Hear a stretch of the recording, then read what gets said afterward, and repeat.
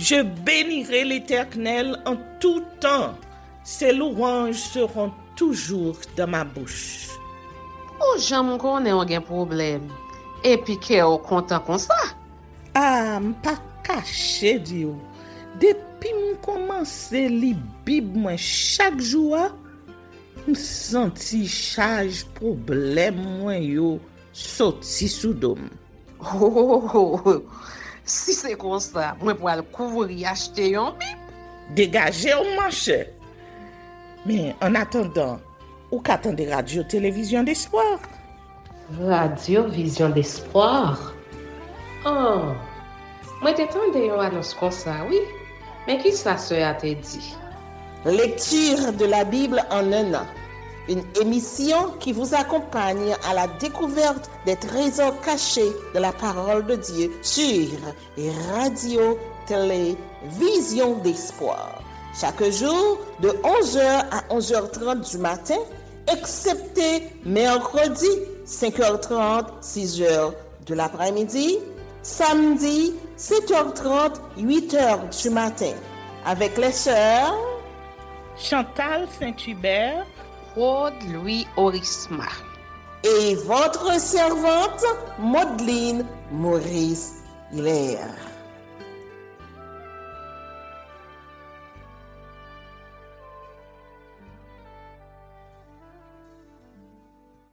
Saint-Esprit de Dieu, fais-nous la grâce de jouir de ta présence durant cette lecture qui enseigne, convainc, corrige, instruit et qui sauve. Au nom de Jésus. Amen.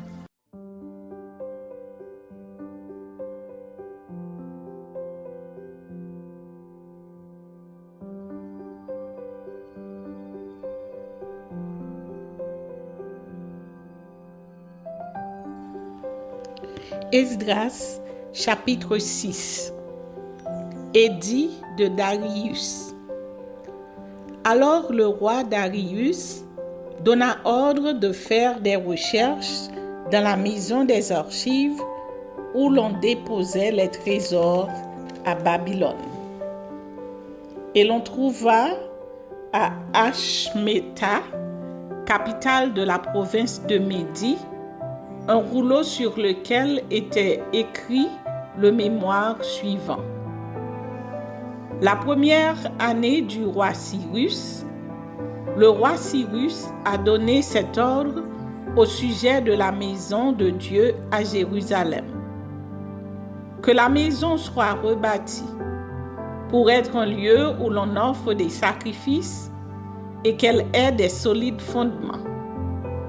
Elle aura 60 coudées de hauteur, 60 coudées de largeur, 3 rangées de pierres de taille et une rangée de bois neuf. Les frais seront payés par la maison du roi. De plus, les ustensiles d'or et d'argent de la maison de Dieu que Nebuchadnezzar avait enlevés du temple de Jérusalem et transportés à Babylone seront rendus, transportés au temple de Jérusalem, à la place où ils étaient et déposés dans la maison de Dieu.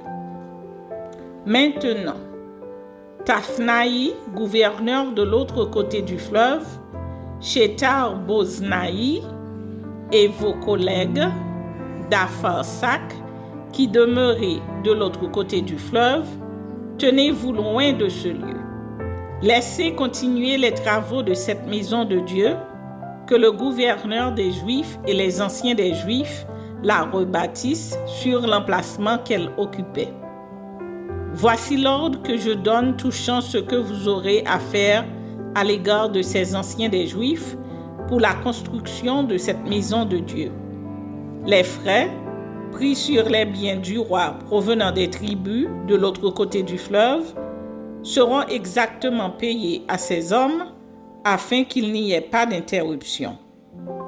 Les choses nécessaires pour les holocaustes du Dieu des cieux, jeunes taureaux, béliers et agneaux, froment, sel, vin et huile, seront livrés sur leur demande aux sacrificateurs de Jérusalem, jour par jour et sans manquer, afin qu'ils offrent des sacrifices de bonne odeur au Dieu des cieux et qu'elle prie pour la vie du roi et de ses fils. Et voici l'ordre que je donne touchant quiconque transgressera cette parole. On arrachera de sa maison une pièce de bois, on la dressera pour qu'il y soit attaché et l'on fera de sa maison un tas d'immondices. Que le Dieu qui fait résider en ce lieu son nom renverse tout roi et tout peuple qui étendrait la main pour transgresser ma parole, pour détruire cette maison de Dieu à Jérusalem. Moi, Darius, j'ai donné cet ordre, qu'il soit ponctuellement exécuté. Taphnaï, gouverneur de ce côté du fleuve, Shethar-Boznaï et leurs collègues se conformèrent ponctuellement à cet ordre que leur envoya le roi Darius. Et les anciens des Juifs bâtirent avec succès, selon les prophéties d'Agé, le prophète, et de Zacharie, fils d'Iddo, ils bâtirent et achevèrent d'après l'ordre du Dieu d'Israël et d'après l'ordre de Cyrus, de Darius et d'Artaxerxès, roi de Perse. La maison fut achevée le 3e jour du mois d'Adar, dans la 6e année du règne du roi Darius. Dédicace du temple.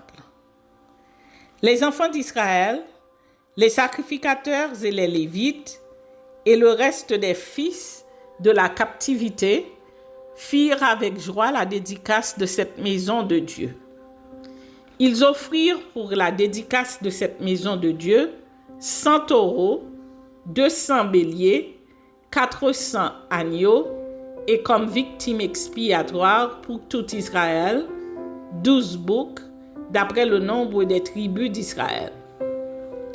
Ils établirent les sacrificateurs selon leur classe et les Lévites selon leur division pour le service de Dieu à Jérusalem, comme il est écrit dans le livre de Moïse. Les fils de la captivité célébrèrent la Pâque le 14e jour du 1er mois. Les sacrificateurs et les Lévites s'étaient purifiés de concert, tous étaient purs. Ils immolèrent la Pâque pour tous les fils de la captivité, pour leurs frères, les sacrificateurs et pour eux-mêmes.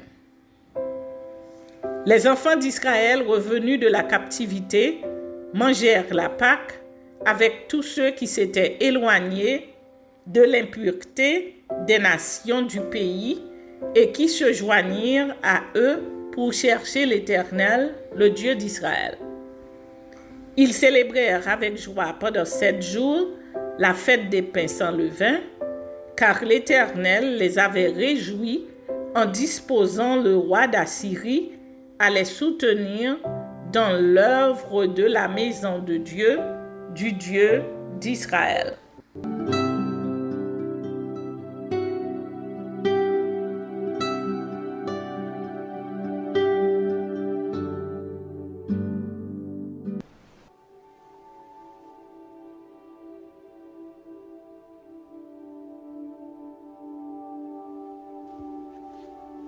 Contre les chefs d'Israël.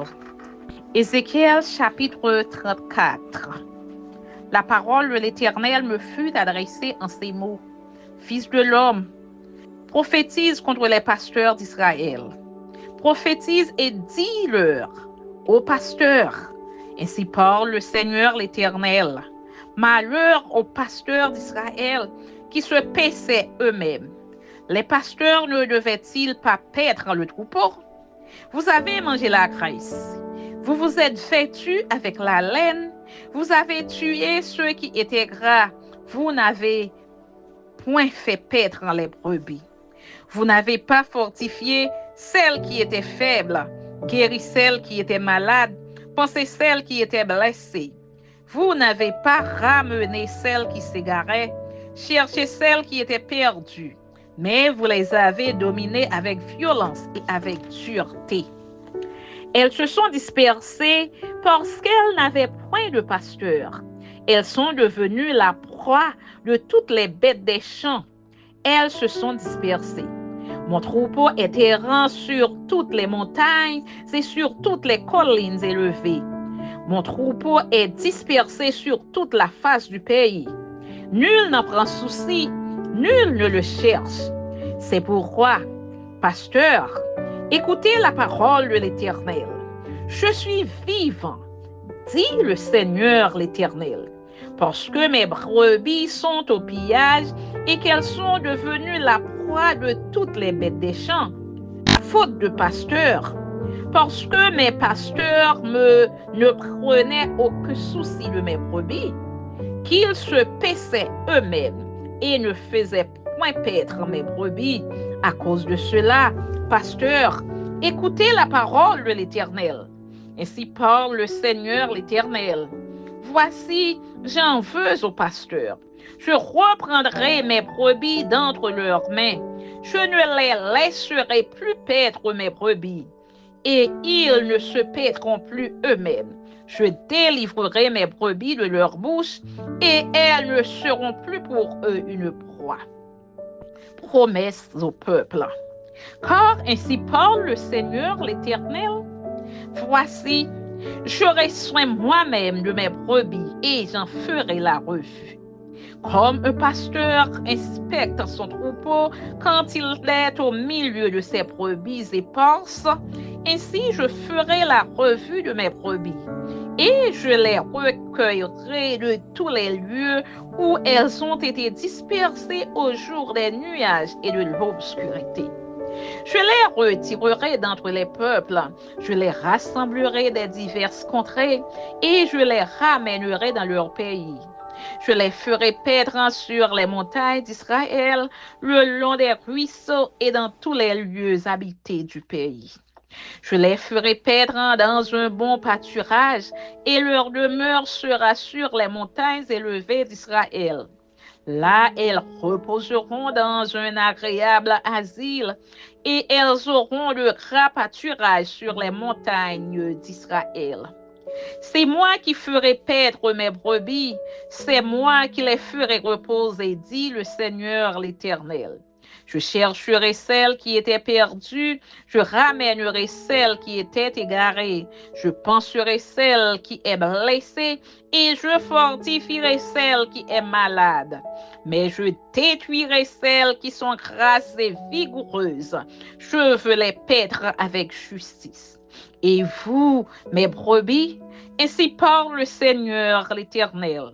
Voici, je jugerai entre brebis et brebis, entre béliers et boucs. Est-ce trop peu pour vous de paître dans le bon pâturage, pour que vous fouliez de vos pieds le reste de votre pâturage? De broyer une eau limpide, pour que vous troubliez le reste avec vos pieds? Et mes brebis doivent paître ce que vos pieds ont foulé, et broyer ce que vos pieds ont troublé. C'est pourquoi ainsi parle le Seigneur l'Éternel. Voici, je jugerai entre la brebis grasse et la brebis maigre. Parce que vous avez heurté avec le côté et avec l'épaule, et frappé de vos cornes toutes les brebis faibles, jusqu'à ce que vous les ayez chassées, je porterai secours à mes brebis, afin qu'elles ne soient plus au pillage, et je jugerai entre brebis et brebis. J'établirai sur elles un seul pasteur qui les fera paître, mon serviteur David. Il les fera paître, il sera leur pasteur. Moi, l'Éternel, je serai leur Dieu et mon serviteur David sera prince au milieu d'elles. Moi, l'Éternel, j'ai parlé. Je traiterai avec elles une alliance de paix et je ferai disparaître du pays les animaux sauvages. Elles habiteront en sécurité dans le désert et dormiront au milieu des forêts. Je ferai d'elles et des environs de ma colline un sujet de bénédiction. J'enverrai la pluie en son temps et ce sera une pluie de bénédiction. L'arbre des champs donnera son fruit et la terre donnera ses produits. Elles seront en sécurité dans leur pays et elles sauront que je suis l'Éternel quand je briserai les liens de leurs joues et que je les délivrerai de la main de ceux qui les asservissaient. Elles ne seront plus au pillage parmi les nations. Les bêtes de la terre ne les dévoreront plus. Elles habiteront en sécurité et il n'y aura personne pour les troubler. J'établirai pour elles une plantation qui aura du renom. Elles ne seront plus consumées par la faim dans le pays et elles ne porteront plus l'opprobre des nations. Et elles sauront que moi, l'Éternel, leur Dieu, je suis avec elles et qu'elles sont mon peuple. Elles, la maison d'Israël, dit le Seigneur l'Éternel. Vous, mes brebis de mon pâturage, vous êtes des hommes. Moi, je suis votre Dieu, dit le Seigneur l'Éternel. Amen.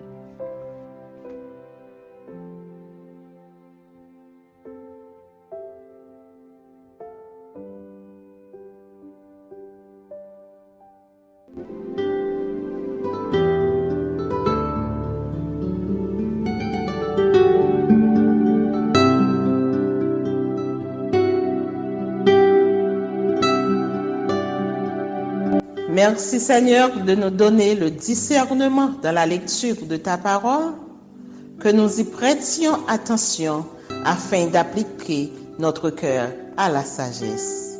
Amen. Que celui qui a des oreilles pour entendre, entende, et que celui qui lit fasse attention.